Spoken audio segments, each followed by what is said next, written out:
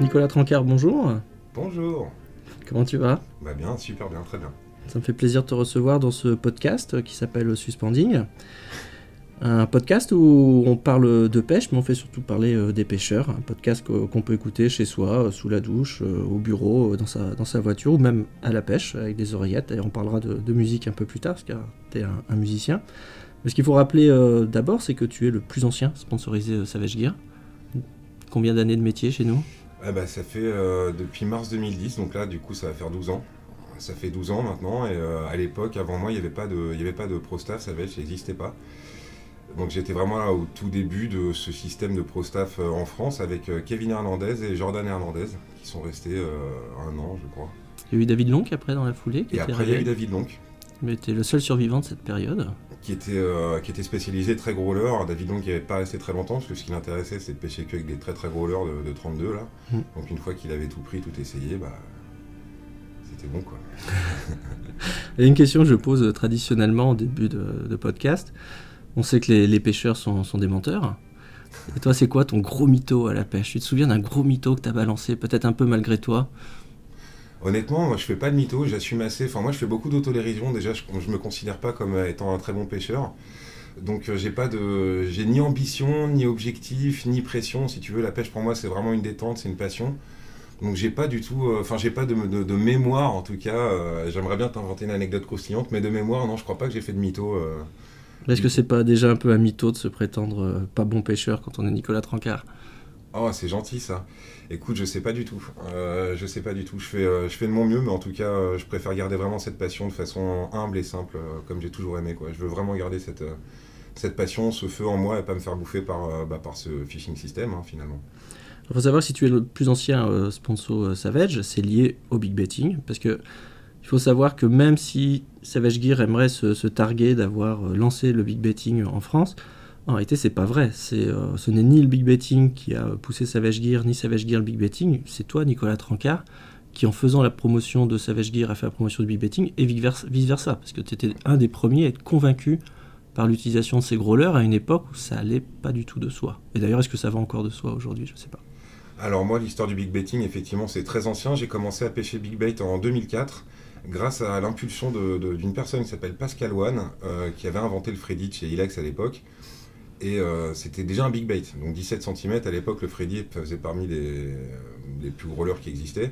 J'ai eu beaucoup de mal à m'y mettre, et quand je m'y suis mis, je me suis mis au big bait parce que j'en avais marre de prendre des petits poissons. Donc je me suis dit, je vais pêcher avec des gros leurres pour prendre des gros poissons. Et en fait, j'ai été, dans un premier temps, super déçu, parce que c'est pas le cas. Quand on pêche au big bait, on prend plein de petits poissons, finalement. Et finalement, mon schéma mental s'est inversé à me dire, bah écoute, si tu prends des petits poissons au big bait, pourquoi tu vas, comme on dit, downsizer, donc c'est-à-dire pourquoi tu vas descendre la taille de tes leurres, si avec un leurre de 25 cm, tu vas attraper des brochets de 40.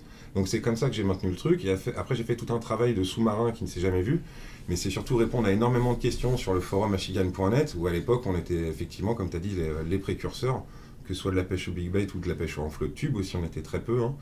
Et donc on répondait à des dizaines de questions chaque jour sur les forums. Donc toutes ces informations se faisaient en sous-marin. Tout ce qui était affiché, c'était sur les forums, et Facebook n'existait pas, enfin tous ces réseaux sociaux n'existaient pas. Et donc c'était vraiment du bouche à oreille, et ça concernait un très faible nombre de personnes qui se mettaient au big bait. Parce qu'il y avait ceux qui voulaient s'y mettre, mais personne ne sautait le cas. Et ce qui avait de drôle, il y avait quand même 2-3 passionnés qui achetaient les leurs, et qui se rendaient compte qu'ils n'avaient pas la canne. Donc là, ça c'est les vrais passionnés, tu vois, c'est les mecs, ah merde, alors maintenant j'ai acheté le leurre, mais j'ai rien pour le lancer. Et donc ils s'équipaient complètement, ils faisaient des choses complètement à l'envers. Et ça c'était vraiment très drôle. C'est quand on a commencé à poster surtout des photos de gros cendres, pris avec des leurres conséquents, parce qu'alors à l'époque, en 2004, c'était pour pêcher des cendres, il faut pêcher avec des petits leurres, c'est tout, tu pêches pas avec des gros. Donc nous, comment on faisait exactement l'inverse, et qu'on prenait des poissons, je me rappelle de super poissons de Seine que j'ai pris, hein, des cendres de 75, des cendres de 81 notamment, avec des chattes qui font 20-25. C'était complètement nouveau à l'époque, et c'était complètement délirant. Complètement délirant.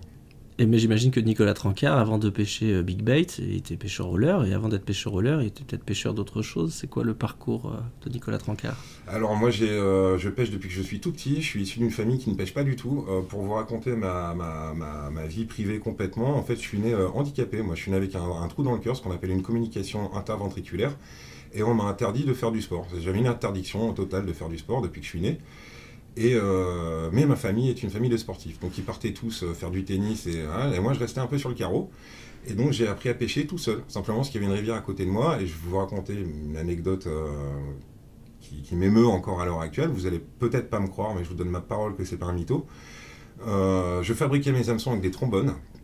Mon fil de pêche avec les fils des ballots de paille que je trouvais dans les champs et a cassé une branche de noisetier. Et je mettais un verre de terre dessus. Évidemment, une bande dessinée, une bande dessinée, le truc. Donc évidemment, ça n'a jamais marché, mais là, je te parle de ça, j'étais tout petit, j'avais une dizaine d'années, j'étais au bord de l'eau et ça occupait mes journées. Et j'ai évidemment jamais pris un seul poisson. Quand est arrivé le mystique, j'avais cru résoudre le problème du ver de terre qui se barrait sans cesse de ce trombone, donc je mettais du mystique, ça tenait un peu mieux. Alors évidemment, une petite boule de mystique de 2 mm sur un trombone. Donc tout était naze, tout était faux. Tout était faux, mais je passais mes journées comme ça, j'étais hyper heureux, parce que moi, il n'y a pas que la pêche, je faisais aussi des observations d'oiseaux, j'observais des martins pêcheurs, je passais du temps au milieu des vaches, enfin, j'étais content, puis j'attendais les parents qui rentrent du sport, quoi. Et le naturalisme, c'est venu de là aussi? Alors voilà, c'est venu de là depuis que je suis tout petit, ça a d'abord été contemplatif, la nature. Et après, finalement, j'ai plus fréquenté les animaux et les plantes que les hommes, et je m'y suis vraiment intéressé. J'ai appris énormément de choses. Je passais presque pour un fou, presque pour un autiste, puisque j'étais capable de passer des heures dans ma volière à observer les faisans qui se battaient, à observer le rat qui se faisait taper par le coq-faisan, etc. Et j'y passais des heures. Donc ça arrangeait bien mes parents, parce que ça faisait du babysitting gratuit toute la journée. Mais mes grands-parents s'inquiétaient un peu, ils se demandaient si j'étais pas un peu autiste au final.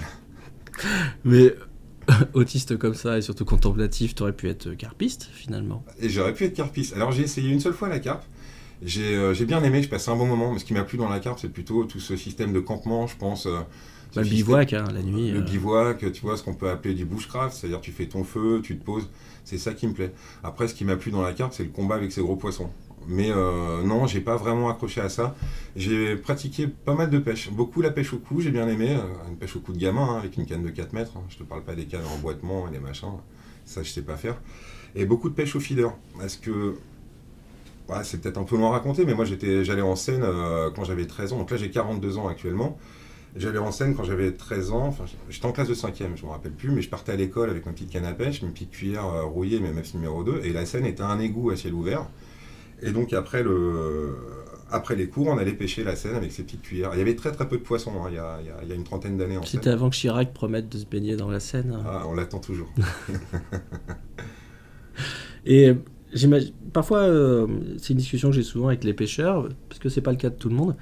Il y a parfois une scène primordiale, un moment initial que l'on a vécu, souvent dans la prime enfance, mais plutôt dans les premiers contacts avec la pêche, même si c'est plus tardif, et qu'on essaye, après lequel on court tout le reste de notre vie de pêcheur, quelque chose qu'on essaye de faire revivre.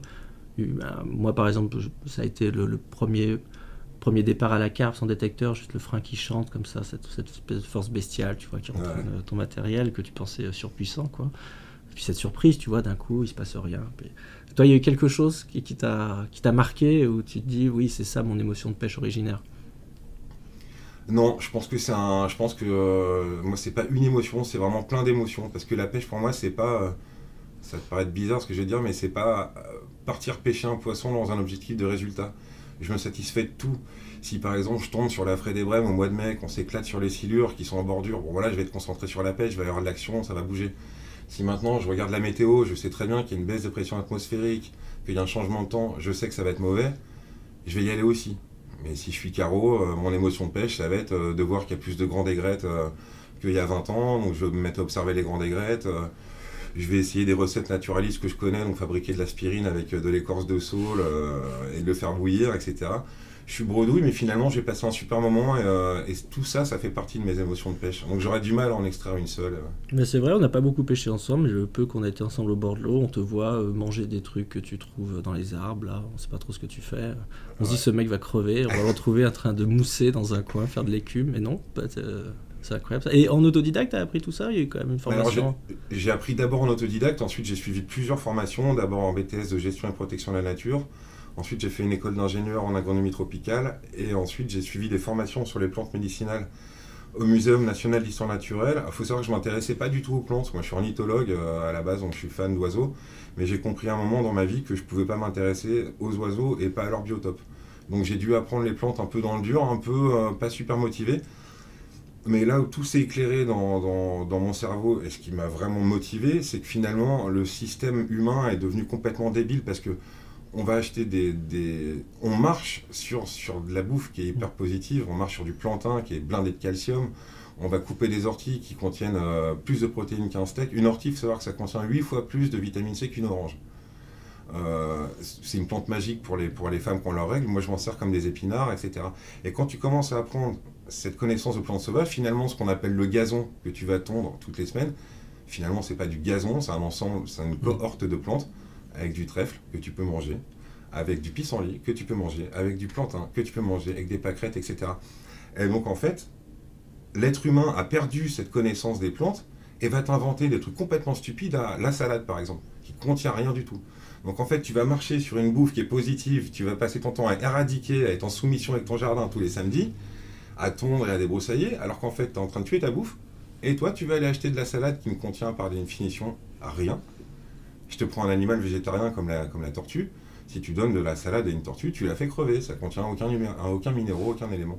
Ça rejoint l'idée de tout à l'heure, c'est-à-dire que là, en fait, on voit l'homme en tant que quelqu'un qui essaye sans cesse de neutraliser son environnement autour de lui, y compris sa nourriture, qu'elle soit la plus neutre possible, jusqu'à même ce que ça lui soit défavorable. Ce que tu disais tout à l'heure était intéressant, parce que ça nous ramène à la pêche.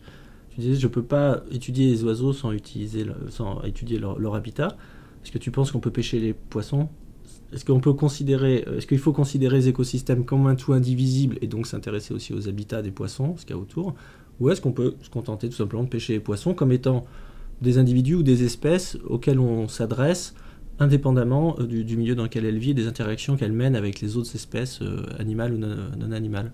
Alors, c'est vraiment la question fondamentale, ça c'est le cœur de toute ma vie. Il va falloir que je sois extrêmement concis pour ne pas vous embêter, et c'est effectivement ce que je pense. On ne peut pas extraire une espèce d'un biotope. C'est-à-dire que moi, la plus grosse erreur qu'on fasse en pêche, je trouve, c'est de dire il faut protéger le black bass, ou il faut protéger le brochet. C'est pas comme ça que ça se passe. En fait, tu protèges le biotope, et naturellement, ces espèces-là vont s'implanter ou vont se maintenir. Mais si tu t'intéresses que à la protection du brochet, c'est débile. T'as pas parlé des proies, t'as pas parlé de l'écosystème, t'as pas parlé, si on parle des oiseaux, éventuellement des cormorans, hein, qui posent problème vraiment actuellement, etc. Donc pour moi, la pêche, c'est un biotope, et c'est comme ça que j'arrive, à mon niveau, à prendre des poissons quand la pêche est difficile, parce que j'observe le biotope, je sais où aller et quand y aller. Voilà, moi je suis toujours en observation. Je te prends un exemple concret, par exemple au mois de janvier, les herbiers sont morts, à peu près morts, et il va rester des potamots. Et il faut savoir que les potamots, c'est un support de frais, et donc moi quand j'arrive au bord d'un étang, par exemple, que je connais pas du tout, fin janvier, et ben la première chose que je vais regarder, c'est les foulques. Donc le foulque macroule, le cousin de la poule d'eau, parce que là où sont les foulques, c'est là où sont les potamots. Donc il faut que tu ailles directement à l'endroit où tu vois les foulques pour pêcher. C'est ta strike zone, comme on dit, c'est l'endroit vraiment où sont les brochets, parce qu'ils vont se localiser sur une zone. Donc moi, ce qui me paraît fou, c'est qu'en mer, tu vois des mecs qui ne pêchent pas pendant des heures tant qu'ils n'ont pas vu les oiseaux. Et quand tu as vu les oiseaux, là on y va et on pêche et on suit les piafs. Et en eau douce, on n'a pas du tout ce réflexe-là. Alors finalement, nous, on est des bouffons. On est des amateurs, on attrape, on va à la pêche pour s'amuser. C'est pas du tout une question. Pour eux, c'est une question de survie. Donc pour eux, c'est s'ils n'y arrivent pas, parce qu'un oiseau ne peut pas stocker de réserve. Donc s'il n'y arrive pas, il crève. Donc pourquoi est-ce que nous, en France, on est focalisé sur nos leurres et sur nos poissons, et qu'on n'est quand même pas foutu de regarder les plantes, la végétation qui l'entoure, les oiseaux qui vont t'apporter plein d'informations. Je te prends l'autre exemple. Si au mois d'août, tu veux pêcher le chevenne, eh ben, faut que tu ailles chercher les ronciers, parce qu'à cette époque-là, ils sont focalisés sur les murs. Donc là, pendant le mois d'août, il faut pêcher. Moi, je pêche au petit crankbait noir, donc ça existe très peu dans le commerce. Donc, comme je suis nul en peinture et tout, et en craft de leurre, je suis vraiment naze. Donc, qu'est-ce que je faisais? Je peignais au marqueur. Voilà, marqueur indélébile, les leurres, et ça marchait très bien. Est-ce que tu dirais qu'il faudrait faire comme les pêcheurs à la mouche, qui ont une démarche souvent d'entomologiste, qui carrément s'intéressent. Alors eux, c'est plutôt les insectes, ou la faune aquatique, mais où ils vont jusqu'à connaître les noms latins et tout ça, qui se mettent à avoir une connaissance encyclopédique ou en tout cas académique du domaine. Est-ce que tu penses qu'il y aurait une véritable valeur ajoutée pour les pêcheurs, ou quand même l'ensemble de techniques et de patterns que l'on connaît tous, sauf quand même les gens dans la plupart des situations, ou est-ce que vraiment aujourd'hui un pêcheur qui veut upgrader son niveau de pêche devrait en passer par là? Alors, moi je pense que c'est moins important, en pêche au leurre, je pense que c'est moins important d'avoir une connaissance aussi poussée qu'à la mouche avec les noms latins et les éclosions qui sont très périodiques. Je pense qu'en pêche au leurre c'est moins important, beaucoup moins important. Par contre, c'est pas à négliger quand même. C'est-à-dire que, tu vois, moi, ce que je te dis, toutes mes expériences de pêche sont finalement basées sur des échecs. Donc c'est les échecs qui m'ont fait progresser. Je prends le cas de l'Espagne, où moi je me suis planté pendant 3 jours. On allait tourner un film qui s'appelle L'Aventure ibérique pour Seasons. Et donc moi je pêchais avec les grosses trout là, de chez Savage, de 20 cm, et on m'a dit arrête avec ça, ici les brochets mangent des ablettes. Et moi j'ai jamais voulu comprendre qu'avec la trout on ne prend pas de brochet, puisque c'est un des meilleurs leurres Savage de...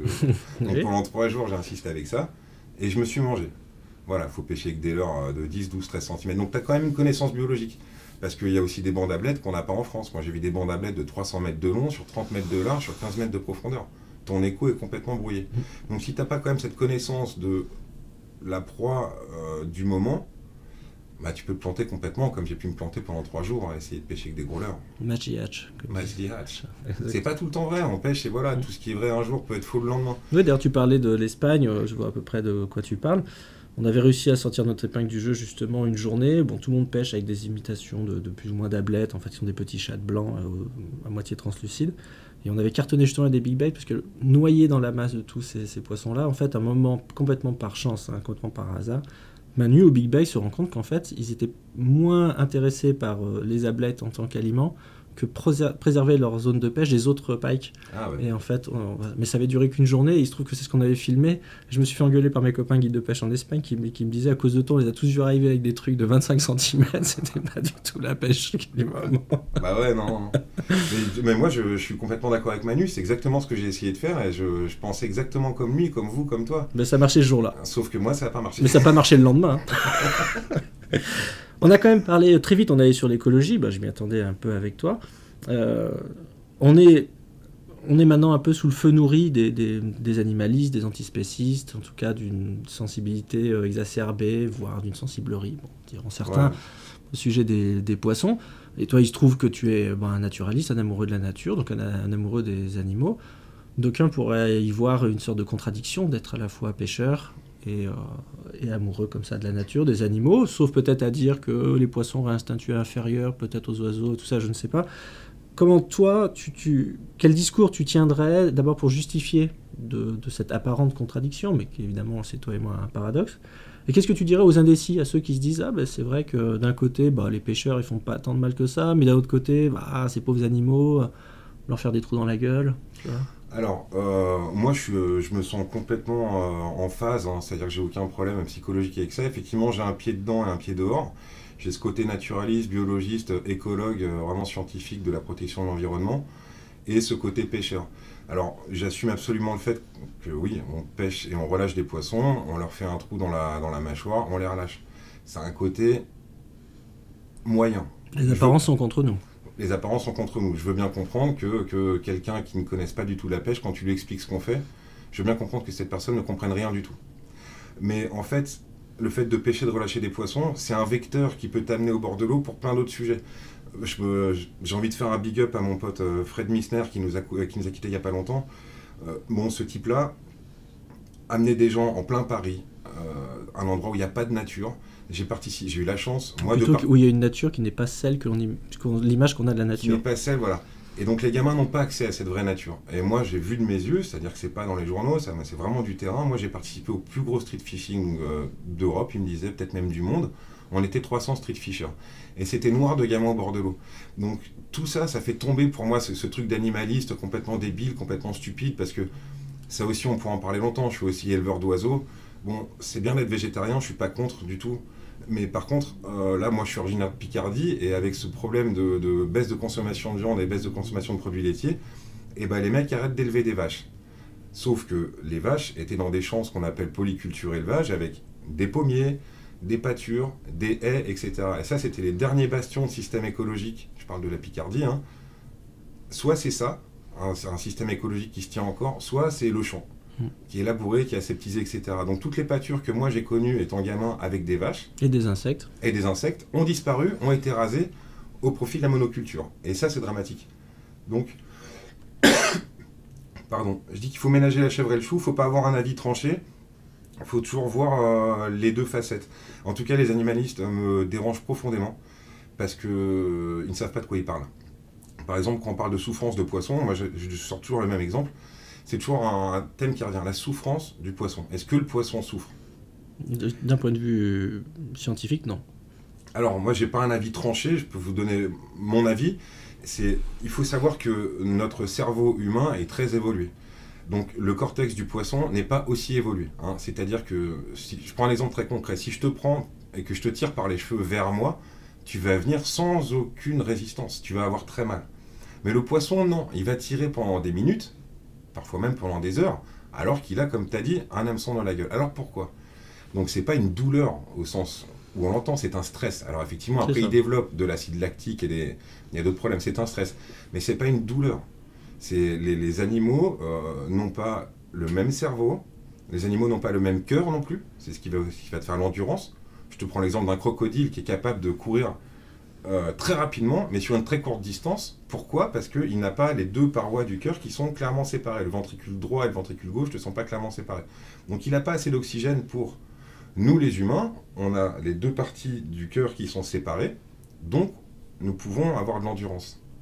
Mais il y en a qui n'ont pas... Voilà. Donc il faut pas... On peut pas... T'es un peu un crocodile au fond de toi. Ah, peut-être. Mais il ne faut pas faire de l'anthropomorphisme à tout va, etc. Et après, il y a ces systèmes de pêche, d'attraper et de relâcher des poissons pour faire un pied de nez aux animalistes. Moi, c'est pareil, j'emmène des gamins au bord de l'eau, on fait comme j'ai fait quand j'étais gamin. On va attraper des tritons avec des petites épuisettes, je leur chope un dithyque, une nèpe, une autonecte, tous ces insectes aquatiques qu'on va mettre dans un aquarium, qu'on va garder un quart d'heure, 20 minutes, on les regarde et on les relâche. La question importante qui est soulevée, en fait, constamment, depuis qu'on s'est mis à parler des animalistes et des antispécistes, c'est en fait, qu'est-ce que l'on a le droit de faire? Quelles sont nos interactions légitimes avec le monde animal? C'est-à-dire, est-ce qu'aller dans la nature doit se limiter à se promener, regarder et bien faire attention où on met les pieds pour ne pas écraser un animal? Ou est-ce qu'on a le droit, nous humains, de faire un peu plus? Par exemple, il y a des études qui montrent qu'en fait, le stand-up paddleboard est beaucoup plus dérangeant pour les animaux que la pêche ou la chasse. Mais il viendrait l'idée de personne de vraiment interdire, à part sur certaines zones de réserve naturelle, aux mecs de faire du paddle. Il y a au bout d'un moment, c'est nos libertés aussi à nous qui sont en question. Et toute la question, c'est est-ce qu'on doit vivre à côté des animaux? Quelles sont encore les interactions qui nous sont permises? Et par exemple, si on prend des extrêmes, la corrida, c'est on prend un animal voilà, et on l'amène dans une arène humaine pour le torturer et le mettre à mort. Peut-être que ça, on peut dire que c'est un cas limite, qu'on peut interroger, mais c'est pas pour ça qu'on doit interdire toute interaction avec les animaux, même celles qui paraissent a priori comme ça contestables. Parce que, par exemple, sur les non-pêcheurs, ce qui les choque, c'est moins qu'on prenne des poissons qu'on les relâche après. Bien sûr. C'est ça qui est étonnant. Parce que ça, je pense que on parle d'anthropomorphisme, c'est assimilé à la torture. Oui, mais alors que ça n'en est pas. C'est-à-dire qu'on est jugé par des gens qui n'ont pas les connaissances scientifiques. Donc c'est un côté insupportable. Et si ces gens-là ont plus de pouvoir médiatique ou quoi que ce soit, là, ça devient dramatique, puisque c'est des gens qui ne connaissent pas, qui vont juger des gens qui sont de terrain, quoi, qui sont clairement au bord de l'eau comme nous. Si je te reprends l'exemple de la corrida, par exemple, moi, je suis embêté. Je vais te faire une bonne réponse de Normand, quoi. Peut-être ben oui, peut-être ben non. Par exemple, si tu me demandes de but en blanc, moi, je déteste la corrida parce que tu vas faire souffrir un taureau, parce que il va crever à petit feu, et franchement, j'aime pas du tout, enfin, ça me dérange à fond. Maintenant, si je veux avoir un avis absolument impartial, si tu enlèves la corrida, dans ce cas-là, tu fais disparaître la race de taureau adaptée, mais tu fais disparaître également les chevaux camarguais, tu fais disparaître des emplois. Ces taureaux et ces chevaux entretiennent des zones humides en Camargue, etc. Donc il y a tout un système derrière ça. Donc je suis très embêté pour te répondre. On en revient à cette histoire d'écosystème, de totalité. D'écosystème. Si je reprends ton exemple de paddleboard, historiquement, entre les pêcheurs et les kayakistes, ça a toujours été la guerre. Ouais. Hein, moi, je pêche des rivières, je pense à la Canche, là, près de Montreuil-sur-Mer, que je pêche depuis que je suis tout petit, qui est un fleuve où il y a même un peu de saumon, d'ailleurs, là-dedans. Et en fait, ça a toujours été la guerre entre les kayakistes et les pêcheurs. Mais je pense qu'on doit se répartir le biotope de façon intelligente. Maintenant, par rapport aux animaux, on a déjà pris les 3/4 de leur territoire. Les 3/4 s'en accommodent. On assiste à des changements aussi de comportement des animaux. Je pense aux oiseaux à nouveau. Je pense aux pies et aux pigeons ramiers notamment, qui sont des oiseaux qu'on voit presque plus en campagne. On les voit énormément dans les villes. Je pense à la perruche à collier, qui est un oiseau qui a été importé dans les années 50. Bon, il y a des centaines de perruches dans Paris et dans les grandes villes, les gens connaissent très bien. Par contre, bizarrement, ces groupes de perruches ne se dispersent pas en campagne. Donc, voilà. Par contre, nous, en tant que pêcheurs, pour revenir sur le sujet, je suis très favorable aux zones de réserve naturelle et aux zones où il y a zéro pêche et où il y a zéro intervention. Il en faut un petit peu. Ça représente déjà que dalle au niveau superficie, etc. Ce serait bien qu'on respecte. Ce serait bien qu'on respecte ça, ou au moins par période. Quand tu as une zone Natura 2000, c'est la reproduction des oiseaux, ou quand c'est la reproduction des brochets, ou quand c'est la reproduction des cendres et des black bass, qui sont des poissons extrêmement vulnérables. Oui, il faut respecter ces zones. Si on te dit de ne pas pêcher là pendant 3 mois, bah pêche pas là pendant 3 mois. Et je trouve que c'est de l'intelligence aussi au final. Bah, dans ce cas-là, tu vas pêcher au coup, mon vieux. C'est intéressant ce que tu dis, parce qu'il y a plusieurs choses. Bon, là, c'est ce qui est évoqué, c'est le thème du sanctuaire. Est-ce qu'il faut encore des sanctuaires pour les animaux? Et c'est intéressant parce que c'est quand même aussi à contre-pente d'un discours parmi les pêcheurs au leurre, et je ne dis pas que j'ai été complètement étranger, qui consiste à dire on a toute notre bonne conscience pour nous et toute légitimité du fait que comme on relâche le poisson, notre impact serait nul ou quasi nul, donc on peut s'émanciper des fermetures, des réserves, de tout un tas de choses. On comprend d'où vient ce discours, quelle a été sa fonction, surtout à une époque, mais on comprend aussi qu'il a une limite, forcément, qui a une réalité à laquelle il vient se heurter plein fouet, qui est tout simplement la réalité animale, quoi. Alors j'y ai pensé très longtemps à ça, pendant très longtemps, j'ai même pratiqué des pêches illégales, hein, je veux dire honnêtement, j'ai même pêché beaucoup de nuit, en Seine, les cendres, et ça m'a appris énormément de choses, et je me suis même fait choper plusieurs fois par les gardes, je me suis fait choper par les flics, je me suis fait choper par les gardes, etc. Et finalement, ça m'a appris énormément de choses. Alors oui, moi aussi, au début, il y a une quinzaine d'années, je me cachais derrière ça. De toute façon, on relâche, de toute façon, mais du coup, on a une sorte d'impunité partout. On est encore sur un biotope, c'est-à-dire que bon, là, on est sur un pêcher des brochets en période de reproduction. C'est pas grave dans le fond, puisqu'ils vont pas attaquer s'ils sont en vraie période de repro. Mais qu'est-ce qui peut nous prouver assurément que la femelle n'a pas perdu ses œufs une fois que tu l'as relâché? Moi, honnêtement, j'en sais rien. Et il n'y a pas d'études scientifiques qui le prouvent à 100%. Donc, dans le doute, je me dis, écoute, laisse ces petites zones. Et moi, ça m'enrichit intellectuellement, parce que sinon, je vais être passionné de la pêche du brochet au leurre, je vais faire ça toute l'année. Mais finalement, c'est hyper limitant intellectuellement, puisque tu as 45 espèces de poissons, en Seine en tout cas, et toi, tu vas t'intéresser qu'à une seule. Donc, c'est hyper limitant. Super. La nature, moi, je retourne tout en positif, toujours le verre d'eau à moitié plein. Et je me dis, nickel, la vie et la nature t'imposent de ne pas pêcher le brochet aujourd'hui, et ben va pêcher au cou.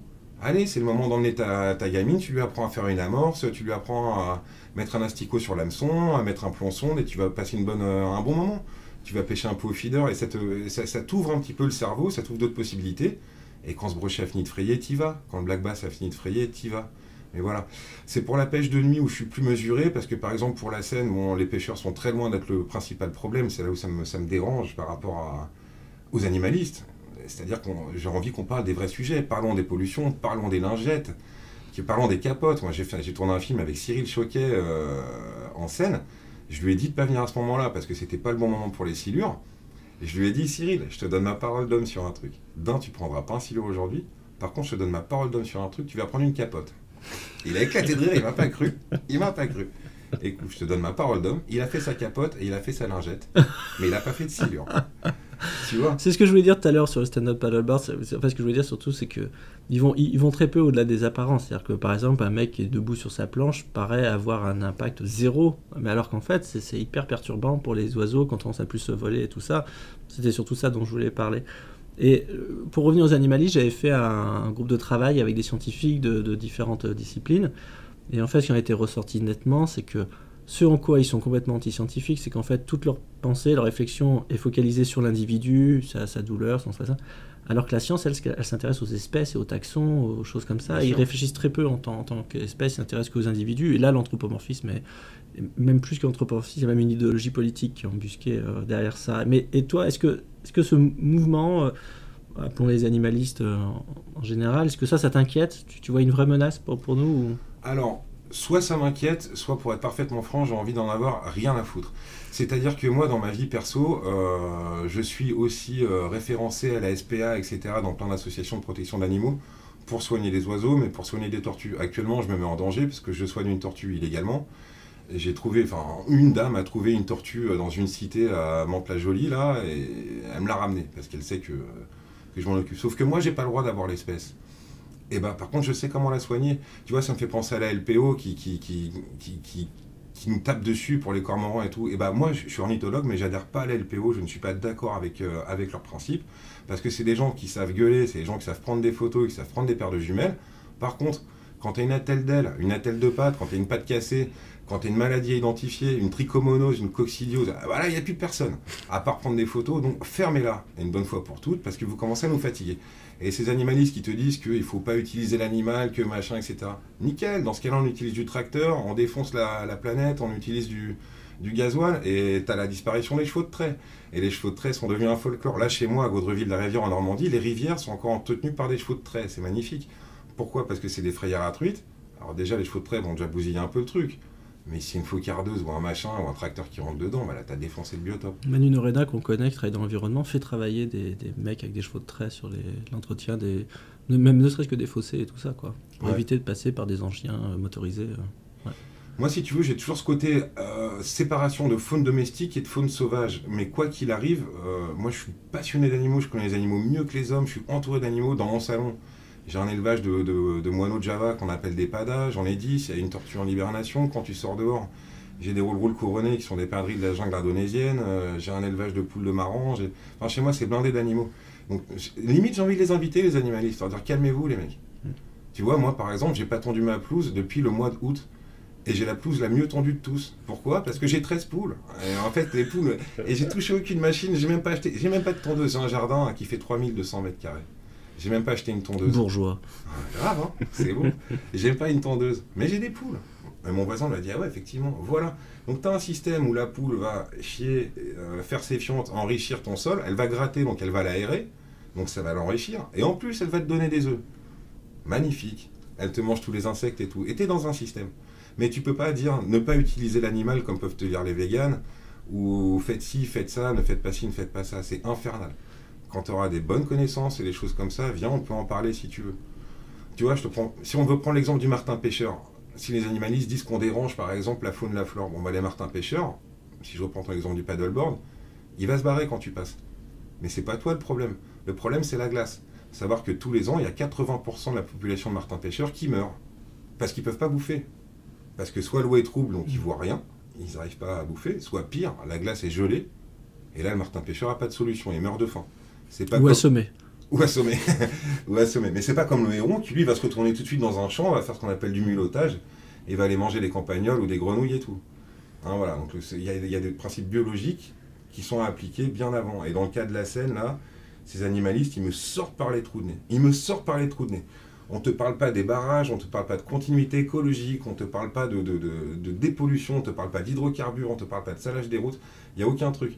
Moi, quand j'étais gosse, j'allais pêcher au cul des bouches à égout, et si ça crachait pas, eh ben, il n'y avait pas de poisson. Et pour nous, c'était une bénédiction. Dès que la bouche à égout se mettait à cracher, yes, dans 10 minutes, on te fait les silures. Et à chaque fois, ça marchait. Donc, tu as un côté un peu horrible, tu vois. Et maintenant, scénario du pire, admettons, il gagne demain. La pêche est interdite en France.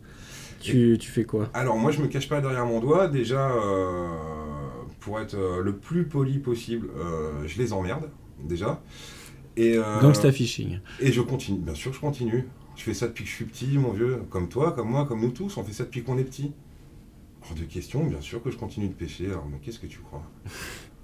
C'est une bonne réponse. Enfin, je pense qu'elle satisfera tous les pêcheurs qui nous écoutent, sauf ceux qui seraient par ailleurs magistrats. Éteignez votre télévision, tout ira bien. Et maintenant, admettons que pour d'autres raisons, hein, X ou Y, tu ne puisses plus pêcher. Hein, mais peut-être pour des raisons, peut-être même de santé ou je sais pas quoi. Aujourd'hui, qu'est-ce qui pourrait remplacer la pêche? Pareil, l'observation ornithologique, des choses comme ça, ou tu ne retrouves pas le même plaisir? Non, il n'y a rien qui peut remplacer la pêche. La pêche, c'est vraiment une addiction. Effectivement, moi j'ai tout ce côté biologique autour des milieux aquatiques, la ripisylve et tout. Il y a tout ça qui me satisfait, ou d'autres passions que je peux avoir à côté. Mais non, la pêche, c'est vraiment quelque chose de... Mais alors pourquoi, qu'est-ce qui fait sa singularité? Qui fait qu'elle est irremplaçable? Parce que pour qu'on soit irremplaçable, il faut qu'on soit unique. En fait, c'est tellement vieux dans ma façon de vivre que j'ai vachement de mal à répondre à cette question. Qu'est-ce qui fait que c'est irremplaçable? Que tu as encore ce côté... moi, j'ai encore ce côté de gamin à regarder l'eau avec ce côté infini. Tu vois, ça coule infiniment. Tac, tac, tac, dans tous les sens. Moi, je regarde l'heure là qui est près de chez moi, puis je rêve là-dessus, je regarde les poissons, j'essaie de les prendre. Parfois, j'essaie même pas de les prendre, d'ailleurs, un peu comme le chasseur, c'est qui se balade avec un fusil et finalement qui tire pas, quoi. Ou alors je vais marcher pour repérer des poissons et aller les pêcher dans 2 semaines. Mais qu'est-ce qui pourrait remplacer la pêche? Moi, Alors là, Joker, quoi. J'ai vraiment aucune idée. Ça fait tellement partie de moi. Pour le coup, il y a une question corollaire à celle-ci, qui est, disons, une approche plus apophatique, c'est-à-dire, essaye de me dire, en fait, me dire ce qu'est la pêche en me disant ce qu'elle n'est pas. C'est-à-dire, qu'est-ce que n'est pas la pêche? Tu vois, si tu devais parler de la pêche sans parler d'elle, tu vois, en essayant de m'énumérer ce qu'elle n'est pas. Tu vois, par exemple, je te donne un exemple, la pêche n'est pas le lieu d'une violence, par exemple, on pourrait dire ça. C'est le cas. Tu vois, on pourrait dire la pêche n'est pas élitiste. Tout le monde peut être pêcheur, tu vois. Qu'est-ce que tu dirais de la pêche? Qu'est-ce que je dirais que la pêche? Je dirais que la pêche n'est pas... J'ai du mal à dire la pêche n'est pas. Ouais, c'est pour ça, c'est tout le même principe de l'exercice. C'est très très dur. La pêche n'est pas, pour moi, hein, la pêche n'est pas un lieu de compétition. Justement, je ne vois pas du tout la pêche comme une compétition. J'y ai participé hein, aussi à ces compétitions. J'ai vu que ça m'intéressait pas plus que ça et que c'est pas du tout ce que je recherche. La pêche n'est pas un combat de celui qui est la plus grosse, par exemple. La pêche n'est pas un lieu bruyant non plus, puisqu'on est toujours sollicité par des bruits. Enfin, moi j'ai la chance d'habiter en campagne, donc c'est fini pour moi maintenant, mais avant j'habitais en ville et la pêche n'est pas un lieu où tes tympans, tes oreilles sont toujours sollicités. C'est intéressant parce que cet autre qui a été invité ici, qui est Fabien Mariot, tout de suite, sa première réponse a été qu'il allait à la pêche pour fuir le bruit. Et comme toi, ça fait longtemps qu'il vit à la campagne. Donc ça revient déjà plusieurs fois, cette histoire de bruit. Bien sûr, parce que... Qu'il a précisé après en disant plus que le bruit, le tumulte, en fait. Oui, le tumulte. Alors, c'est particulier parce qu'on ne peut pas dire la pêche n'est pas un lieu de bruit. Je vais me contredire tout de suite, parce que si tu fais du street fishing à nouveau dans Paris, bon bah, on ne peut pas dire que la pêche n'est pas un lieu de bruit. Tu vois, même à côté de chez moi, j'ai un endroit, un spot à silure qui est génial, mais enfin c'est insupportable. Entre les bouches à égout devant et les bagnoles derrière qui passent, tu passes un mauvais moment de nature, quoi. T'es sur une dalle en béton, c'est pourrave. Mais peut-être qu'au fond, ça étouffe un peu le bruit, quand même. C'est la concentration qui étouffe le bruit, c'est être avec ton pote, c'est discuter, c'est raconter des conneries, c'est se marrer, c'est ça qui étouffe le bruit, en fait, qui nous concentre sur des choses. Mais, ça s'organise, la fuite, hein. Ça s'organise, la fuite. Mais j'organise ma fuite tout le temps. C'est vrai que c'est une fuite. Les gens disent tout le temps, j'ai pas le temps d'aller à la pêche, mais en vrai, on a le temps de rien faire dans la vie. Donc, si t'as pas le temps, eh ben, faut le prendre. Voilà. Hop, comme un viol. Ah bah si, ça, tiens, moi j'ai envie d'y aller, j'y vais. Allez, maintenant. Ce qui amène une autre question qui est plutôt... on a parlé, donc, c'était pas une compétition, que c'était pas... Ça pouvait pas se résumer à celui qui a la plus grosse, tout ça. Mais alors, finalement, c'est quoi une belle prise? En sachant que, je dis bien belle prise, non pas grosse prise. C'est quoi une belle prise quand tu dis, ah, c'était une belle prise? Tu vois? Pour toi ou pour quelqu'un d'autre? Une belle prise pour moi, c'est quand tu sais ce que tu fais. C'est quand tu sais comment tu l'as attrapé, pourquoi tu l'as attrapé. C'est quand tu as enlevé toute cette partie de hasard. Comme le coup au billard qui a annoncé. Comme le coup au billard qui a annoncé. Tu vois, je me rappelle d'une de mes belles prises en Suède, où j'ai vu des brochets en pélagique, qui étaient situés à 3 ou 4 mètres d'eau. C'est visible dans le film Gada, là, les brochets géants de Suède. Toute cette scène est filmée.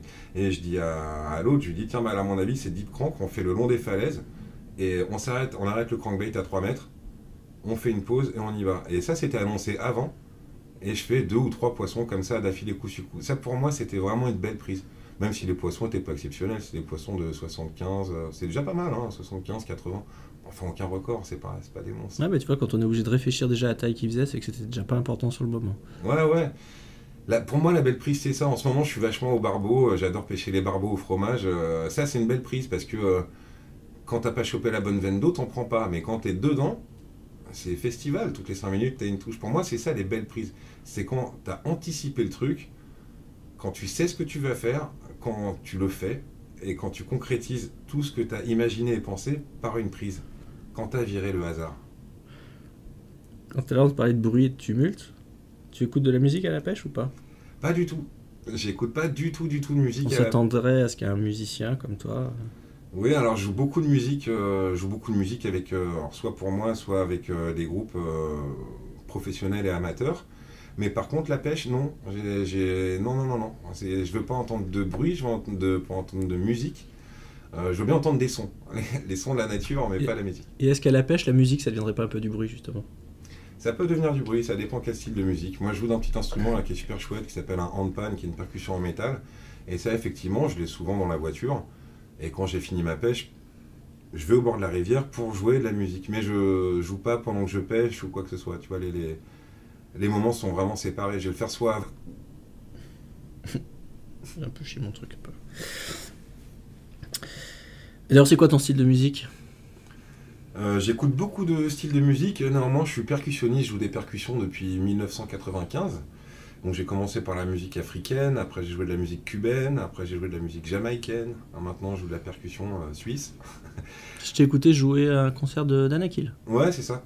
J'ai été percussionniste pour Danakil là, pendant quelques temps, et puis j'ai fait l'album Dialogue de sourds aux percussions. Donc ça, c'est des percussions traditionnelles jamaïcaines, qu'on appelle des fundés, des kétés, des bass drums. C'est des percussions qui sont très très rares, que j'ai ramenées de Jamaïque, puisque j'y suis allé 5 semaines avec les copains. Là. On a même enregistré chez Bob Marley, là, à Kingston, on a enregistré à Tuff Gong, donc c'était vraiment notre rêve. Génial. Et puis j'ai été invité chez le percussionniste de Bob Marley aussi, chez lui, discuter avec lui, enfin, c'était assez drôle. Une sorte de concrétisation de rêve, d'aboutissement. Au bout de 20 ans de percu, bah, c'est comme si tu avais eu ton petit sésame, que tu commençais à être un peu reconnu dans le truc, donc du coup les grandes portes s'ouvraient, et puis t'es un peu chez les mecs, c'est un côté vraiment magique, quoi. Magique.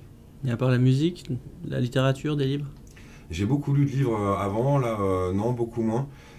Quand je lis des choses, j'aime bien que ce soit que ça m'apprenne des choses en fait. Je lis plus du tout ce qui est roman, tout ce qui est fiction et tout, plus du tout. Un livre pour le coup, pour se donner une idée, un livre qui t'a particulièrement marqué, où tu penses vraiment t'as appris beaucoup de choses. Alors moi je suis vraiment au jour le jour, non. Donc je vais te raconter le livre que j'ai lu il y a 2 jours, c'était tout simplement sur la taille des arbres fruitiers. Donc tu vois, rien de... Voilà, parce que j'ai un poirier qui part en vrille à la maison, je veux savoir comment le tailler, voilà. Donc si je vais lire quelque chose, ça va être pour un problème et le résoudre ou pour enrichir des connaissances, quoi. Mais peu de connaissances abstraites, c'est quand même des connaissances qui se concrétisent dans une pratique. Voilà, connaissances concrètes, ouais. Ouais. Après, non, c'est uniquement des bouquins soit utiles, soit naturalistes, soit c'est vrai que je suis un peu... Et on a parlé de voyage, t'aimes bien voyager quand même. Alors je voyage énormément, je fais au moins 2 pays par an minimum. Là pour l'instant j'ai fait 40 pays actuellement. Je pars toujours avec une canne à pêche, même si la pêche n'est jamais le sujet principal. C'est-à-dire que moi je pars en vacances pour vivre le pays. Souvent je pars en couple, donc je peux pas me permettre d'être toute la journée à la pêche. Par contre, j'ai toujours des cannes à pêche avec moi et je réserve toujours des moments. Ça peut être un coup du soir, ça peut être une journée entière où je vais négocier avec les piroguiers. C'est pareil, donc moi j'ai pas le pognon de payer les gros bateaux là pour aller choper les grosses carangues et tout ça. Ça coûte beaucoup trop cher. C'est sensiblement entre un peu plus de 300 € la demi-journée, 600 balles la journée. J'ai pas le pognon. Donc moi ma technique, ça fait 20 ans que je fais exactement la même. Je vais voir les piroguiers locaux et je leur propose des ronds pour m'emmener à la pêche. Et donc c'est dérisoire. Donc tu vas payer 10 € à chaque fois, tu leur payes l'essence et tu fais autant de poissons. Mais tu fais pas les gros, je fais des petites carangues, des petits barracudas. Mais tu kiffes parce que t'es vraiment avec des piroguiers, t'es dans le local. J'ai une anecdote courte qui était géniale, c'était à Sao Tomé et Principe, c'est des petites îles qui sont à 200 km à l'ouest du Gabon, et donc je refais ma technique que je connais donc depuis 20 ans avec les piroguiers, et là les mecs me disent non. Ils me disent non, hors de question, nous, écoute, ici il n'y a pas de frigidaire, on va pas à la pêche pour s'amuser.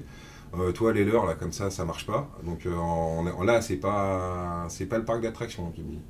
Là, nous, on n'a pas de frigidaire ici, donc tous les jours on va pêcher, tous les jours on tue le poisson, tous les jours on le mange. Et donc moi, pour me défendre, parce que j'étais un peu attaqué, je lui dis, t'as pas eu l'idée d'élever des poulets, par exemple, pour changer un peu ton alimentation? Et le mec, non, avait pas eu l'idée d'élever des poulets. Mais tous les jours. Donc ça m'a pris 2 jours de négo, et je leur dis, écoutez les mecs, moi, si vous voulez, je paye l'essence, je veux voir si mes leurres, ça marche. Je suis sûr que ça marche, mais admettons. Et là, pour m'asmater, pour me dissuader, ils m'ont dit, ok, bah dans ce cas-là, tu nous donnes 20 €.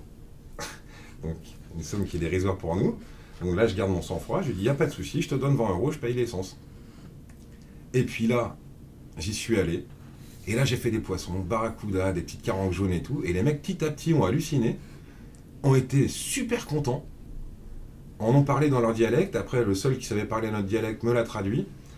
Et quand je suis rentré sur la plage de cette session-là, il y a eu un attroupement autour des leurs, un vif intérêt autour des leurs. Et le mec m'a tapé sur l'épaule, m'a dit, c'est bon, maintenant tu fais partie de l'équipe, demain tu reviens, tu payes rien, t'es pareil que nous, en plus tu nous as laissé les poissons, c'est vrai que tes leurres marchent, maintenant tu fais partie de l'équipe, t'es bienvenu tous les jours, tu payes 0. Parce que même si lui, son poulailler, c'est la mer, faut quand même les attraper, les poules. Ah, c'est ça, quoi. Bah, c'est marrant d'ailleurs ces rencontres-là, parce que tout le monde pense qu'il sait pêcher, et en particulier ces zones de pêche. Et à l'inverse, tout le monde a fait l'expérience d'un type qui vient pêcher chez toi, et te montre qu'en fait, tu pêchais pas si bien que ça ta zone. Exactement, j'ai eu le cas avec Florian Gauduchot, là, qui était venu à la maison, là, et qui pêchait avec les chevennes avec des finesses, en surface. Je dis, mais qu'est-ce que tu fais? Donc il ramenait des finesses en linéaire, comme ça, là, pleine balle, en surface. Il dit, qu'est-ce que tu fais? Il dit, t'inquiète, t'inquiète. Et finalement, il a réussi à prendre plein de chevennes, chose que j'ai évidemment jamais fait. Moi, j'étais à l'époque du petit crankbait, là. J'étais au tout petit crank, là, et je le faisais comme ça, les chevennes. Mais j'aurais jamais eu l'idée de pêcher aux finesses en surface, à ramener linéaire. Le regard neuf, c'est quand même quelque neuf, chose. Non, c'est vraiment super. Même par rapport à l'Afrique, j'ai appris des choses. C'est-à-dire qu'à un moment, moi j'avais un super leurre, un leurre Savage d'ailleurs, hein, un très très bon leurre derrière qui marche très bien. Et là, je prenais rien du tout. Et donc le piroguier m'a dit, c'est pas comme ça qu'il faut que tu fasses. Et il a monté une sorte de ligne d'hameçon, un peu comme une mitraillette, on pourrait dire. Écoute bien, il a pris un sac plastique, il a coupé des petits triangles dans le sac plastique, il les a mis sur les hameçons, il a laissé traîner derrière, mais sans plomb. Donc ça flappait à la surface, ça ressemblait à rien du tout. Je dis, mais qu'est-ce qu'il est en train de faire ce con? Et je le regarde, écoute, au bout de 10 minutes, il a commencé à prendre des macros. 1, 2, 3, 4, avec le bout de sac plastique qu'il avait ramassé avant. Il n'a pas eu besoin de quelqu'un pour inventer la mitraillette, le mec. Ouais, exactement. Exactement, magnifique. Et moi, j'étais avec mon leurre à 20 balles derrière et je prenais rien avec lui. Je n'ai pas pris une seule cartouche. La vraie leçon de modestie. Ah, la leçon, c'était super. En parlant un petit peu de technique, justement, bon, bien sûr, ça serait réducteur de te ramener à la pêche big bait, mais les gens te connaissent là-dessus. Ouais. Cette pêche-là, aujourd'hui, d'abord, ça représente beaucoup encore de ton temps de pêche, où ça a quand même réduit avec les années, il y a eu plus de diversification. Alors là, j'ai pris la décision de réduire depuis 2-3 ans, parce qu'effectivement, j'ai pas envie de m'enfermer non plus dans un style. C'est un style qui me passionne, parce qu'il y a un côté pêche et résultat, mais il y a surtout un côté jouet, parce que c'est des leurres qui sont très visuels, très graphiques. Alors effectivement, si tu prends pas de poisson avec ton leurre de 30 cm tout de suite, c'est pas grave, parce que quand tu le vois nager, tu as encore cet œil de gamin là, qui te dit, oh là là là là, t'imagines s'il y a un gros qui arrive derrière, qui machin, puis tu vois, c'est drôle. Mais depuis 2-3 ans, ouais, j'essaie d'en sortir, parce que c'est le biotope que je pêche. Moi, c'est-à-dire que je trouve que tu peux pas choisir ce que tu pêches. Je pense que tu dois pêcher ce qu'il faut que tu pêches. C'est-à-dire, là, moi, je suis au bord de l'Eure. Il y a 50 cm d'eau. La pêche big bait n'est pas... C'est pas le thème. Alors, je le fais un peu, mais c'est franchement pas le thème. Oui, ça serait s'entêter pour rien. Ce serait s'entêter pour rien. C'est comme si tu viens pêcher la Seine chez nous et que tu pêches pas le cendre, bon bah c'est débile parce que là t'es pile poil dans l'endroit où il faut pêcher le cendre. Donc là non, depuis 2 ans, je commence à pêcher un petit peu moins gros et je commence à ressortir des leurres que j'ai pas sorti depuis quelques années, là, tous ces leurres de médium heavy, les petits minots, les trucs de 7-8 cm qu'on pratiquait. D'ailleurs toi et moi quand on était tout à fait, il y a une quinzaine d'années, là on était au minot, twitchait ça en surface et ça me fait un nouveau souffle, je suis hyper content. Et quand même, pour les gens que ça intéresse, la pêche big bait, c'est quoi pour toi les conditions idéales pour lancer un big bait? Les conditions idéales pour lancer un big bait. Alors, ce qui se dit, c'est que c'est quand même plus efficace en hiver et en automne, ce qui est à peu près vrai. Mais ça t'empêche pas de faire des très beaux poissons quand même toute l'année avec, parce que tu vas jouer sur l'instinct territorial. Je te prends l'exemple du mois de mai à l'ouverture. Tu vas me voir pêcher avec les imitations de brochets assez gros. J'ai pêché avec des leurres de 25 cm qui ont exactement la gueule d'un fingerling, d'un petit brochet, et ça cartonne. Mois de mai, juin. Et pourtant, là, t'es pas dans les mois d'hiver, t'es sur un leurre de 25 cm. Donc, des conditions idéales, je dirais que ça dépend à nouveau du biotope. Là, je te parle d'un étang qui est blindé de brochets, d'un lac qui est blindé de brochets. Bon, bah, c'est ce qu'on appelle le kainisme. Donc, le brochet bouffe le brochet. Enfin, le brochet est le prédateur du brochet. Donc, si toi, tu l'as pas compris, et que tu pêches avec un petit crankbait ou quoi, ça va pas matcher, le truc. Ça va pas y aller. Donc, conditions optimales au niveau de la saison, je sais pas. Par contre, ça demande un matériel spécifique. C'est vraiment pas une pêche, comment dire, qui s'improvise. C'est pas une pêche qui s'improvise, c'est pas une pêche polyvalente. Il faut un matériel précis, un moulinet qui tient la route, un corps de ligne qui tient la route et une canne capable d'encaisser quand même. Il y a un pêcheur qui tient la route, parce que psychologiquement, ça peut être... Il y a un énorme côté psychologique. Là, c'est vraiment une pêche de... Alors, quand tu es tout seul, le côté psychologique est moins important. Là où c'est très dur, c'est que moi je pêche énormément avec un pote qui s'appelle Pablo, qui pêche avec toujours avec des petits leurres, là, des tout petits chats. Donc évidemment, lui va faire 4, 5, 6, 10 poissons et toi t'en as pas fait un seul. Mais t'es pas du tout sur la même technique. Par contre, quand on prend un, boum, à chaque fois c'est mastoc. Et on a oublié les 5 perches de 12 qu'il a pris avant. Donc lui maintenant s'est mis au big bait depuis 2 ans et maintenant on inverse le truc. Mais je trouve que le mental est difficile quand tu es accompagné de quelqu'un qui pratique pas la même pêche et qui fait autre chose. Évidemment qu'il va faire plus de poissons avec un leurre de 4 cm qu'avec un leurre de 30. Puis souvent, ça aussi, il y a des problèmes purement d'interférence. La plupart des autres leurres, on peut pêcher plus vite Si un mec il va trop vite avec le bateau, tu peux pas pêcher correctement big bait derrière, tout ça, bon, c'est compliqué. Et d'ailleurs, tes big baits préférés, tout simplement. Tu peux d'ailleurs citer des modèles s'il y en a vraiment pour que les gens voient mieux, mais c'est pas obligatoire. Hein. En big bait, vraiment que j'adore. Plutôt swim bait, plutôt jerkbait. Plutôt swim bait. Dans les swim bait, j'arrive pas à détrôner la line through trout, là, qui est vraiment très très bonne. Ouais. C'est vraiment très très bon, ça pêche très bien. Surtout depuis que le système d'armement a été revu, parce que les premières ébauches qu'on a eues, c'était un petit peu c'était moyen, tant en termes de résistance que de positionnement de l'armement. Maintenant, c'est beaucoup mieux. C'est un leurre que j'adore. C'est un leurre que j'adore. Maintenant, si je dois citer mon leurre numéro 1 en big bait, celui sur lequel je pourrais jouer ma vie, c'est la grosse anguille de 40 cm en Fire Tiger. Pré-plombé, là, ça, ce truc est pré-monté. Fire Tiger 40 cm. J'ai bien dit 40, hein, pas 30. Hein. C'est marrant parce que cette anguille de 40 cm, aucun grand pêcheur que je connais n'est passé à côté. Et tous les autres sont passés à côté. On pourrait presque savoir le niveau de pêche de quelqu'un en lui demandant s'il aime ses anguilles de 40 cm. C'est incroyable. Écoute, les miennes sont complètement défoncées. Là, j'en ai qui ressemblent plus à rien du tout. Il faudrait que je vous fasse des photos en macro. Là, elles sont rayées de partout. J'ai même fait rigoler mon pote Arnaud Brière parce que donc en allant guider des clients en Irlande, je me suis arrêté. Donc on arrête toujours les clients à un magasin de pêche pour leur faire acheter le leurre qui marche en ce moment. Parce qu'ils viennent tous avec des caisses de 100 leurres, mais finalement, t'en as qu'un ou deux qui marchent dans ce créneau-là. Donc on leur dit, les gars, si vous achetez pas celui-là, ça va être chaud. Et donc moi je les laisse regarder leur truc, et je tombe sur l'anguille de 40 chez le détaillant, et je l'achète. Et Arnaud me dit, mais tu fais quoi tes Prosta Savage, tu les as gratos? Non, ça on les a plus en stock, il n'y en a plus une seule, je peux plus du tout en avoir, j'en ai plus qu'une à la maison, elle est défoncée, je l'achète. Je veux pas partir, là je suis en Irlande, je lui dis Arnaud, c'est comme, tu pars pas sans ton slip le matin, tu vois. Et ben moi je pars pas sans mon anguille, voilà.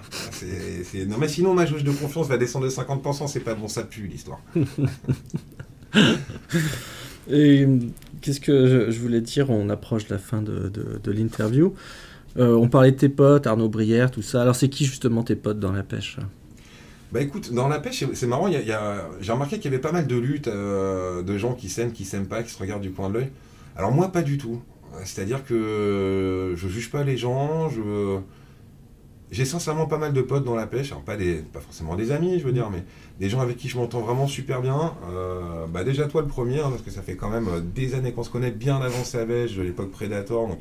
c'est vrai. Hein, mais bien avant, quoi. Ça fait des années, donc moi ça fait 12 ans que je suis chez Savage, donc ça doit bien faire au moins 15 ans qu'on se connaît au Bamo. Et donc je garde des très très bons souvenirs. Et là je suis content qu'on soit là tous les deux avec... on a évolué, mais t'as vu, on est toujours là. T'es très pote avec Gaël Even, je sais. Très très pote avec Gaël. Gaël, c'est un mec déjà qui m'a appris beaucoup de choses. C'est un mec qui est très au-dessus au niveau technique. Moi, je l'ai vu faire. Hein. Je fais l'ouverture de la truite avec lui chaque année. C'est un massacre. Il a mis des 80. Je l'ai vu prendre 80 truites sur le week-end, Gaël. Hein. Vu. 40 truites par jour. Tu pleures. Et puis lui, c'est pas un mytho. Ouais. Non, c'est pas un mytho, et même il te le dit pas. En fait, c'est-à-dire que moi, je me rappelle très bien. Donc, l'anecdote, il y a 2 ans, moi, j'ai pêché la truite avec lui, donc c'était au TOC. Et à midi, je m'arrête, j'avais pris 7 truites. J'étais hyper content. 7 poissons le matin, pour moi, c'est bien, quoi. Vu mon niveau, c'est cool. Et alors, je dis, Gaël, t'en as pris combien? Il me dit, oh, ça va, on s'en fout. Ah, non, mais t'en as pris combien? C'est pas grave, Nico. Enfin, tu vois, je voyais bien qu'il voulait pas le dire. Et je dis, c'est bon, balance le truc, on est entre nous, qu'est-ce qu'il y a? Il me regarde, il me dit, 23.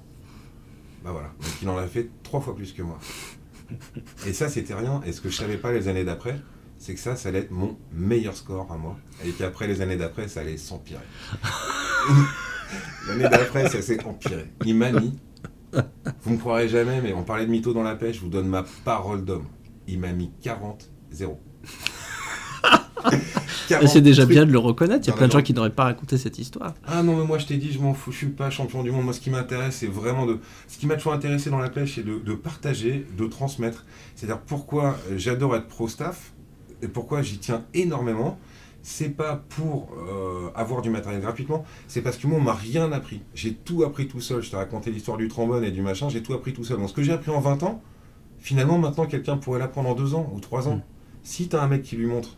Donc moi je suis pas un bonimenteur, quand je suis en train de faire des animations, ce que je supporte pas, c'est quand t'as des clients qui disent ouais il va encore me vendre sa merde, des trucs machin.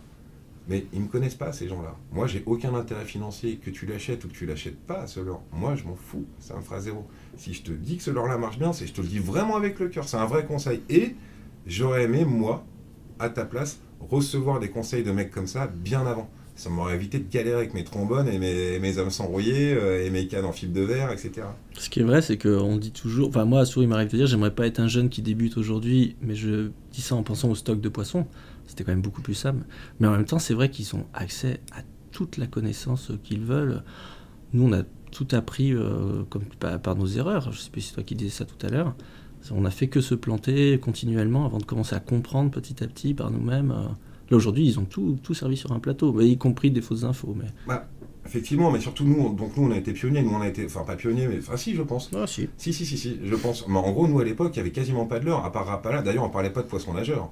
À l'époque, c'était est-ce que tu as des Rapala? Tu vois, donc on parlait pas de ça. Après, il y a toujours eu les cuillères tournantes et ondulantes, les Rapala, comme on dit, mais après le reste, même dans les soupes, un peu de Delalande, un peu de machin. Mais à part ça, que dalle. Donc quand il y a Mr. Twister qui est arrivé avec, je pense aux leurres comme les Wave Worms ou les Top Prop. Alors les Top Prop, c'est ces premiers prop bait qui sont arrivés avec une grosse hélice en résine à l'avant et puis à l'arrière une sorte de trailer. Comment s'appelaient ces mini spinnerbait killer que faisait pareil Meps C'est pas les Blade Dancer, tu parles toi non, avec je crois que c'est les killers machin. C'est les premiers spinnerbait qui sont arrivés en France. C'était dans sous Exude ou Meps, je me souviens plus. En tout cas, c'était la société Meps. C'était des spinnerbait mais petite taille parce que j'étais persuadé de ça. Et alors, on n'avait pas d'infos, donc on était forcément été obligé de tester ces leurres, les Wave Worms, les trucs. Il n'y a personne qui te dit comment utiliser ce truc-là, parce que les gars avaient des Rapala, entre guillemets, ils avaient des cuillères et ça marchait très bien. Personne n'allait sur ces merdes qui ressemblaient à des feuilles. Et pourtant, c'est super, parce que là, en fait, je me rendais pas compte, mais en fait, j'apprenais la pêche à la descente. J'apprenais à ferrer un poisson qui prend ton leurre qui est en train de descendre. Ce qui n'est pas le cas avec une cuillère tournante ou quoi que ce soit. Enfin, et quand Hiroshi, le premier, a posé un stick bait sur la table, le Sami. Bah ouais, magnifique. Donc on a été les premiers à pratiquer ça, et je te parle pas des qualités de canne à pêche. On n'avait pas ces qualités de canne à pêche. On avait moi j'avais encore des télescopiques ou des cannes fibres. Alors toi t'es là, tu pêches avec les premiers crankbaits, tu t'achètes un crankbait, mais avec ta canne télescopique au premier lancer, tu te retrouves avec ton sion à la hauteur de ton talon, ta canne est pliée en deux, ça ressemblait à rien. On pêchait avec du nylon 25 centièmes.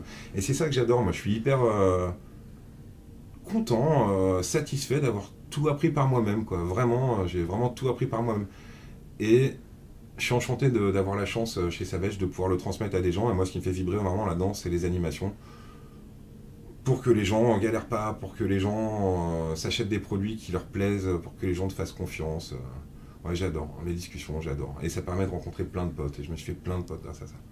Et au regard de l'évolution de la pêche depuis nos débuts, enfin de la pêche au leurre, de nos débuts jusqu'à aujourd'hui, bon, les techniques, le business aussi, parce que comme personne ne croyait à la pêche au leurre, c'était des petites sociétés qui ont commencé à importer. Maintenant, tout est aux mains de sociétés moyennes ou grosses.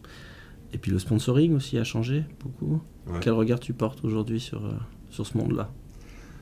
Alors moi, le sponsoring, je l'ai découvert avec des copains, Arnaud Rizzi, donc toute la bande de l'époque, là, Arnaud Rizzi, Mathias Lotti et tout, qui était chez Lucky Craft. Donc moi je regardais ça un petit peu avec des yeux brillants, à me dire attends la vache les gars, faut quand même avoir le courage de parler devant des gens et tout. Et finalement 2 ans après j'étais pro staff chez Savage. Et à l'époque t'étais vraiment recruté sur des critères techniques.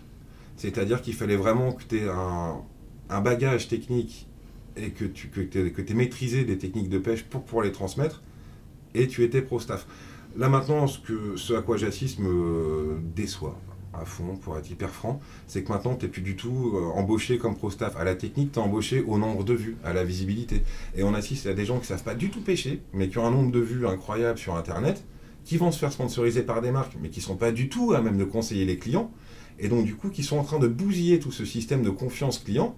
Le client va se dire attends, le mec est en train de me conseiller de pêcher la perche au popper en plein hiver. Non, il y a peut-être un loup.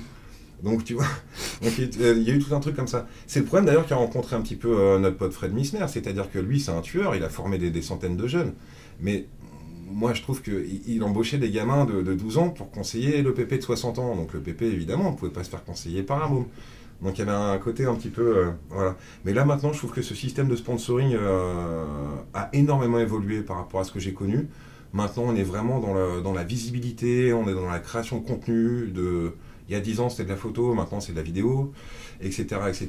Et donc, moi, je garde un regard assez détaché de tout ça, mais je ne suis pas super excité de cette nouvelle génération de sponsorisés qui n'ont pas de bagage technique. même si c'est pas grave, je veux dire, comme à nouveau, moi je suis pas champion du monde, mais non, ça m'emballe pas plus que ça, non. Et ceux qui étaient déjà là hier et qui le seront sans doute demain, et qui n'ont eux pas changé, ce sont les instances qui gèrent le domaine public. Quel regard tu portes sur eux? Les instances qui gèrent le domaine public? De la PPMA jusqu'à la FNPF, on va dire. T'as 1h30? J'ai un peu de temps encore, c'est fait pour ça. Les APPMA, c'est un principe d'association, c'est-à-dire que donc évidemment elles vont toutes fonctionner de façon différente. Pourquoi? Parce que c'est de l'humain.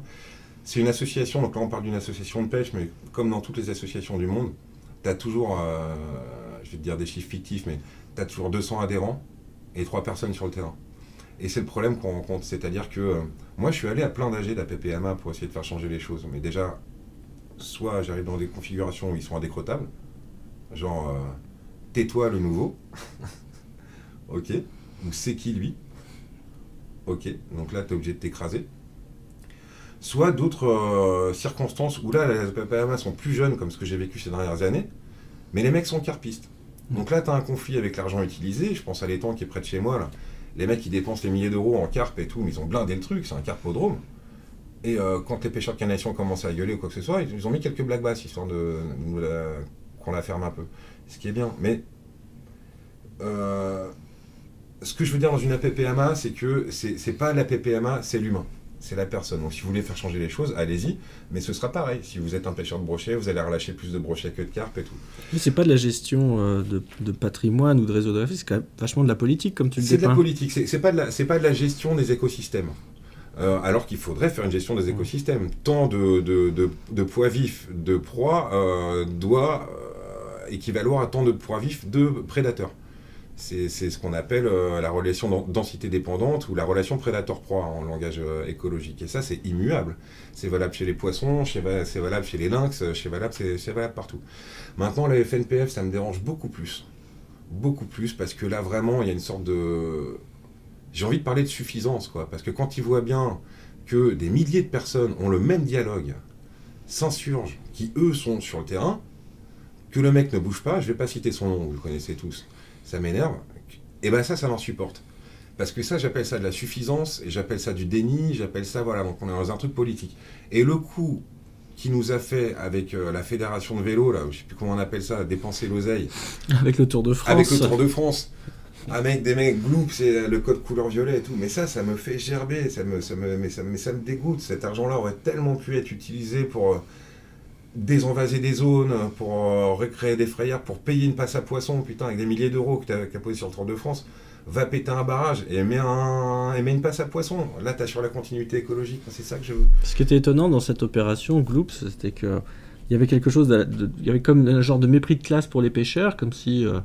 Voilà, bah les pêcheurs c'est ça en fait, c'est des beaufs qui machin et tout. Et quand on leur faisait remarquer que c'est pas ça qu'on voulait, il y avait un second mépris, une sorte de racisme de l'intelligence qui consiste à dire mais en fait vous savez même pas ce que vous êtes quoi. Non vous vous trompez, nous on sait, nous on a étudié, vous êtes des voilà, vous êtes des gars qui courent à côté des vélos sur le Tour de France quoi. Voilà, ça c'était terrible. Terrible. Et alors demain on terminera là-dessus. T'as les pleins pouvoirs à la FNPF, tu fais quoi? Oh je sais pas. Il faudrait que je me pose parce que je me suis jamais posé la question. Qu'est-ce que je fais déjà? Moi, je vais faire certainement des actions qui seront controversées, puisque moi, je trouve que les gens ont trop la tête dans leur leurre, dans la technique, dans le matériel, et n'ont pas assez la tête dans le biotope, l'écosystème et les hydrosystèmes. Ça me dérange un petit peu, mais je l'accepte. Voilà, je l'admets. Alors, qu'est-ce que moi, je ferais si j'étais président de la FNPF? Eh ben, je m'occuperais d'abord des hydrosystèmes, en priorité. Pas des poissons. Les poissons, ça va suivre. Il faut que tu protèges le biotope, et les poissons vont arriver, naturellement. Tu peux les aider en faisant quelques lâchers pour aider un petit peu. Mais globalement, si tu casses les passes à poissons, si tu désenvases les frayères, si tu payes quelques mecs pour faire une surveillance des quelques frayères localisées à Sens, parce que par exemple les frayères à Sens sont très localisées. Hein.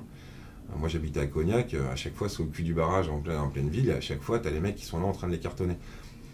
Donc si j'étais président de la FNPF, j'agirais, je réinjecterais l'argent à 100% dans le biotope. Passe à poissons, dépollution, création de zones de frayères naturelles et pas artificielles.